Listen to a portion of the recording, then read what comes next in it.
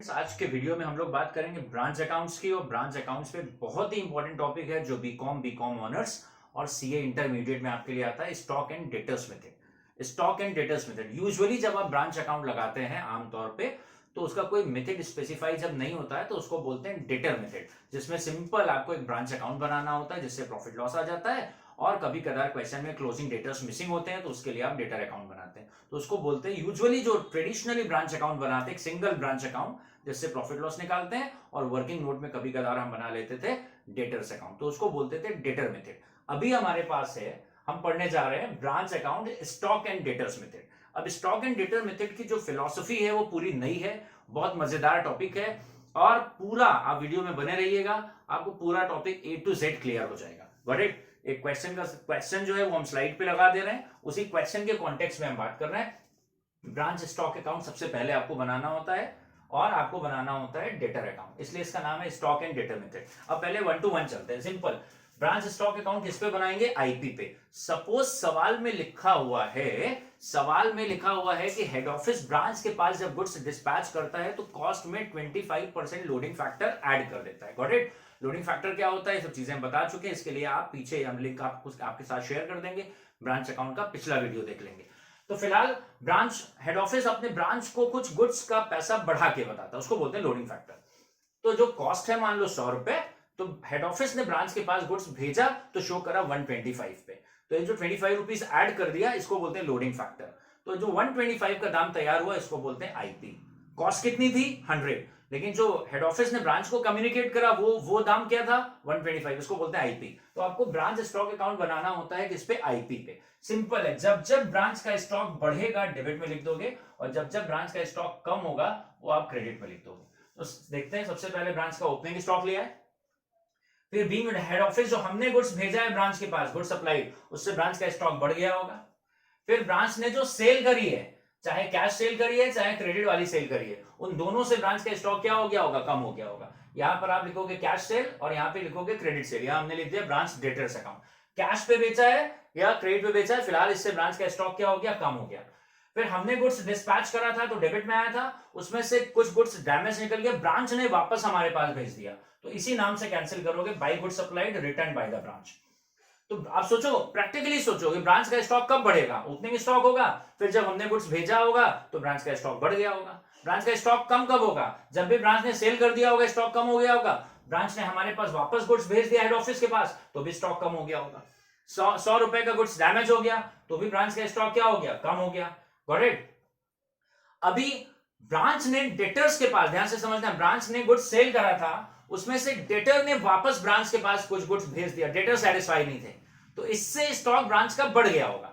Branch ने जब cell करा था तो स्टॉक कम हो गया था, डेटर ने वापस भेजा ब्रांच के पास तो वापस 700 रुपए का गुड्स वापस आ गया, तो वहां पर सेल्स रिटर्न हुई। ये दोनों 700 अलग अलग है। हम लोग हेड ऑफिस हैं, हमने गुड्स भेजा था ब्रांच के पास तो ब्रांच का स्टॉक बढ़ गया था। ब्रांच ने हमारे पास हेड ऑफिस के पास रिटर्न करा तो ब्रांच का स्टॉक कम हो गया। ब्रांच ने सेल करी तो ब्रांच का स्टॉक कम हो गया था। Got it? उसमें से किसी कस्टमर ने वापस कर दिया गुड्स, वापस ब्रांच के पास आ रहा है तो फिर से स्टॉक क्या हो गया? बढ़ गया।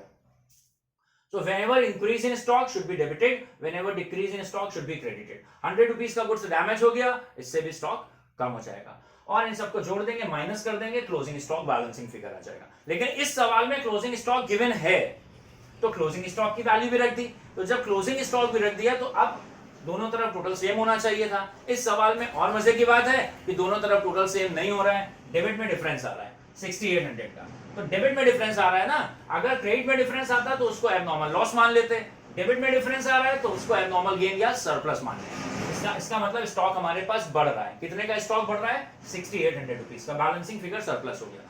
तो एक बार हम लोग पक्का करते हैं, ब्रांच स्टॉक अकाउंट बिल्कुल सिंपल मैथमेटिक है, सिंपल अरिथमेटिक। जब भी ब्रांच का स्टॉक बढ़ेगा डेबिट और ब्रांच का स्टॉक घटेगा तो क्रेडिट।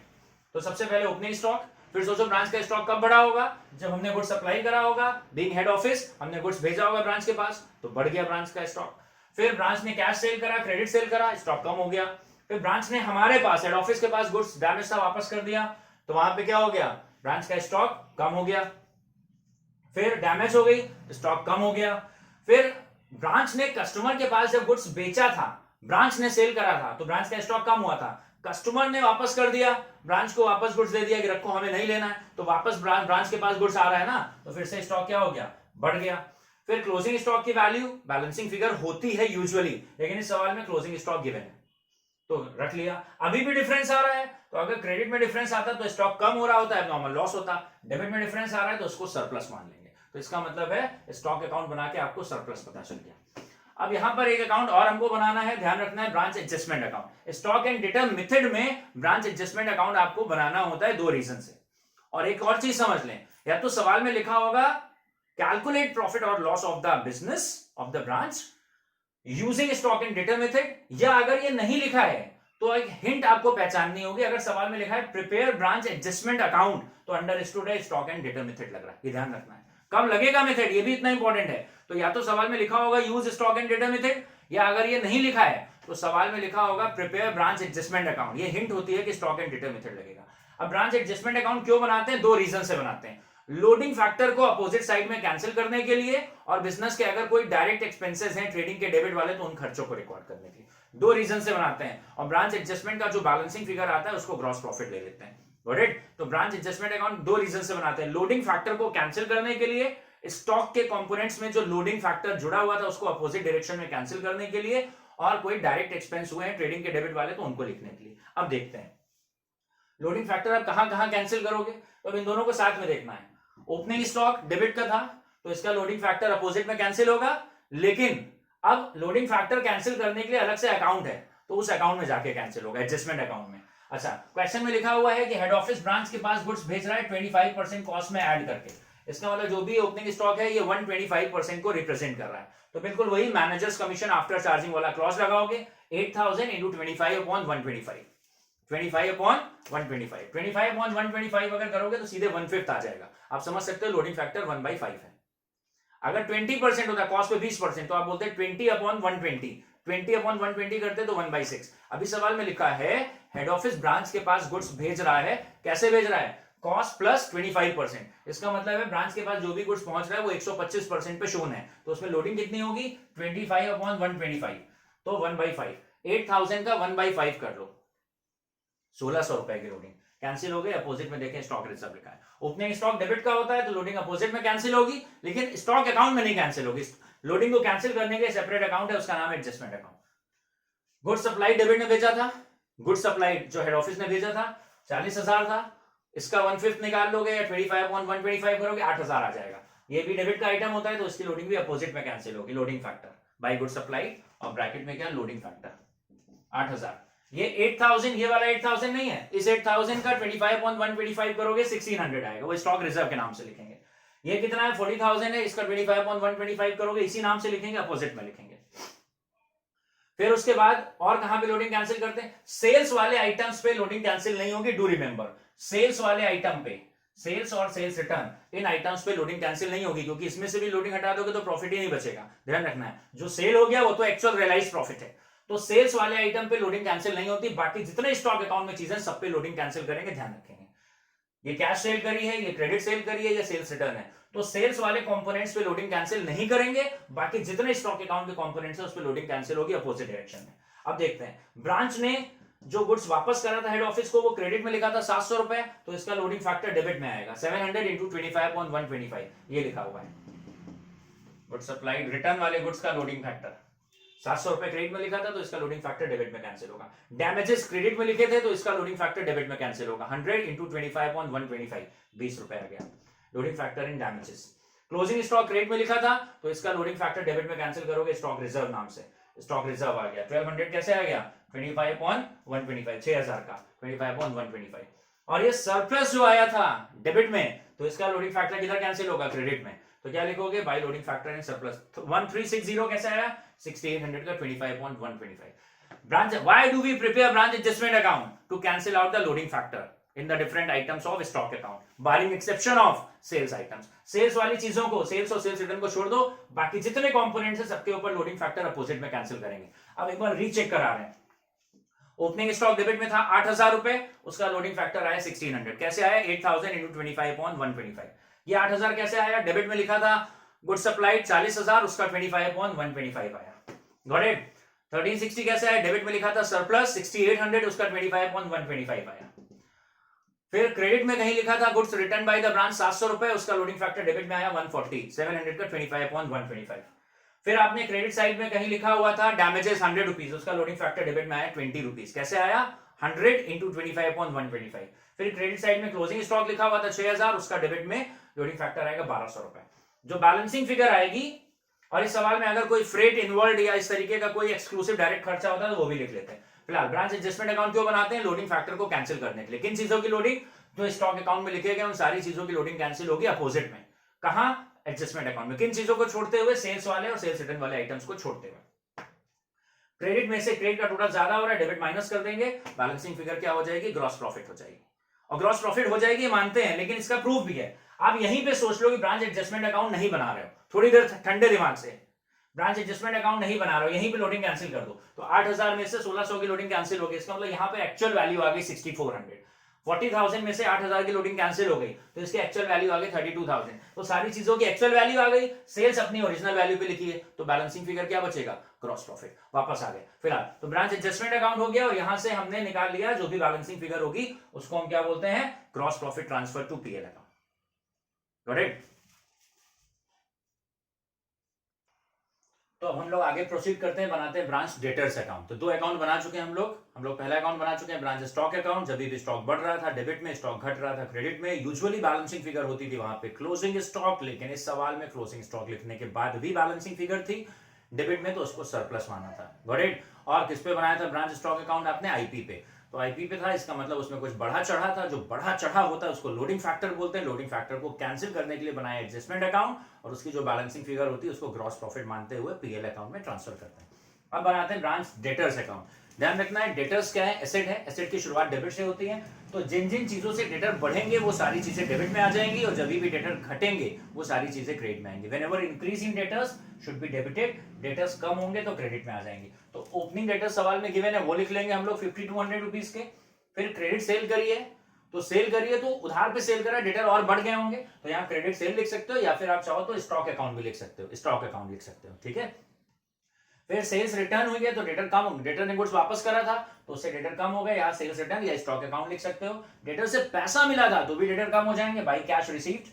हमने डिस्काउंट अलाउ कर दिया था तो भी डेटर कम हो जाएंगे, कुछ पैसा बैड डेट्स हो गया तो भी डेटर कम हो जाएंगे। Got it? एक बार फिर से देखते हैं। डेटर अकाउंट की शुरुआत सबसे पहले लिखा टू बैलेंस ब्रॉट डाउन, और इसी पैटर्न पे नॉर्मल वाला जो सबसे पुराना मेथड था, सिंपल ब्रांच वाला जिसको बोलते हैं डेटर मेथड, वहां भी डेटर अकाउंट ऐसे ही बनेगा। सबसे पहले क्या लिखोगे? ओपनिंग डेटर्स, फिर उधार पे सेल करोगे।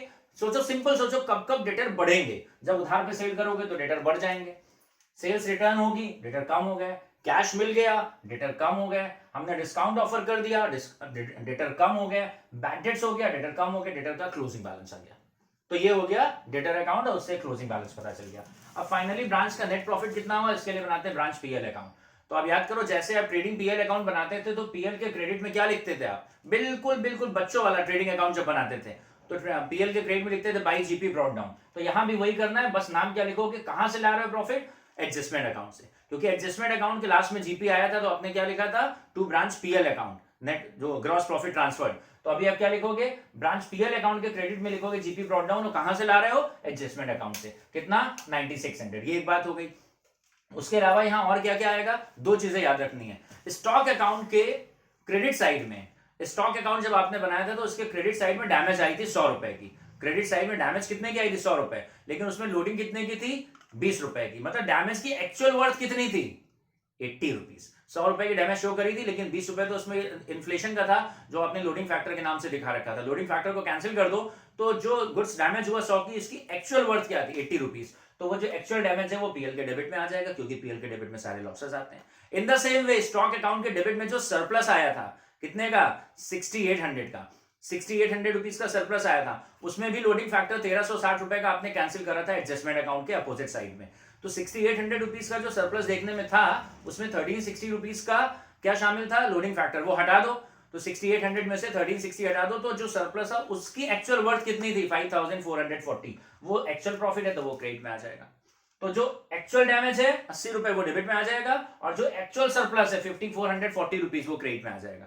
सरप्लस मतलब कैसे आया, जो स्टॉक अकाउंट से सरप्लस दिख रहा था कितने का, एबनॉर्मल गेन दिख रहा था कितने का 6800, उसमें लोडिंग फैक्टर कितना था 1360, वो मन में हटा दो तो सरप्लस की एक्चुअल वर्थ कितनी थी 5440, वो पीएल के क्रेडिट में आ जाएगा, ये पीएल के डेबिट में आ जाएगा। इसके अलावा जितने भी इनडायरेक्ट खर्चे हैं वो सारे खर्चे सवाल में से ढूंढ लो, कोई सैलरी नाम से लिखा होगा, कोई रेंट नाम से लिखा होगा, कोई ऑफिस एक्सपेंस नाम से लिखा होगा, कोई बैड डेट्स नाम से लिखा होगा, कोई डिस्काउंट अलाउड, सारे खर्चे जोड़ लो तो जितने भी पीएल के डेबिट वाले खर्चे हैं वो सब एक साथ लिख दोगे। Got it? तो इसको लिख देंगे ब्रांच एक्सपेंस के नाम से। अब क्रेडिट साइड का टोटल हो रहा है 15,040 रुपीज, डेबिट साइड का टोटल हो रहा है 2980, तो क्रेडिट साइड ज्यादा है, मतलब सुख वाली साइड ज्यादा है, सुख ज्यादा है दुख कम है, तो इवेंचुअली क्या हो रहा है, नेट प्रॉफिट हो रहा है। तो लिखेंगे टू नेट प्रॉफिट, या पूरा लिखोगे to net profit transfer to general PL account, या to net profit transfer to main PL account, क्योंकि ये तो एक ब्रांच की अकाउंटिंग हुई है। ऐसे हेड ऑफिस की कई ब्रांच हो सकती हैं, तो हेड ऑफिस अपना भी तो एक पीएल अकाउंट बनाएगा, तो सारी ब्रांच के पीएल अकाउंट के जो प्रॉफिट होंगे वो उठा के अपने पीएल में मर्ज कर लेगा। तो लिखोगे to net profit transfer to general PL account या to net profit transfer to PL account, that is 12060। तो ये हो गया है स्टॉक एंड डिटेल मेथड। इसमें 4 पार्ट में मेन अकाउंटिंग करते हैं, एक दो इसमें छोटे छोटे से और अकाउंट बनते हैं, वो इररिलेवेंट है, इसलिए इस वीडियो ऑलरेडी काफी बड़ा हो गया है तो उसकी हम बात नहीं कर रहे हैं। यहां पर आपको क्या करना है, सबसे पहले स्टॉक अकाउंट बनाना है, जब भी स्टॉक बढ़ेगा डेबिट में, घटेगा तो क्रेडिट साइड में, उसके बाद आईपी पे बनेगा, लोडिंग कैंसिल करने के लिए ब्रांच एडजस्टमेंट अकाउंट बनाओगे, फिर क्लोजिंग डेटर्स निकालने के लिए ब्रांच डेटर अकाउंट बनाओगे, और उसके बाद एडजस्टमेंट अकाउंट से जो भी जीपी आया है वो लेकर आओगे पीएल अकाउंट में, जो डैमेज हुआ है उसकी एक्चुअल वर्थ डेबिट में लिखोगे, जो सरप्लस है उसकी एक्चुअल वर्थ क्रेडिट में लिखोगे, ब्रांच के सारे इनडायरेक्ट नेचर के खर्चे ढूंढ के सबको पीएल के डेबिट में लिख दोगे, इवेंचुअली क्रेडिट में से डेबिट माइनस करोगे, will be having net profit. Got it? तो इस वीडियो के लिए इतना है, और बाकी और बहुत सारे टॉपिक्स पे बने रहने के लिए, करियर से रिलेटेड बहुत सारे टॉपिक्स, सीए से रिलेटेड सारे टॉपिक, प्रोफेशनल टॉपिक्स के लिए चैनल पे आप जुड़े रहें और आपको बहुत सारी चीजें यहाँ मिलती रहें। Thank you for watching this video. जरूर से वीडियो को और भी दोस्तों की हेल्प के लिए शेयर कर दीजिएगा। God bless.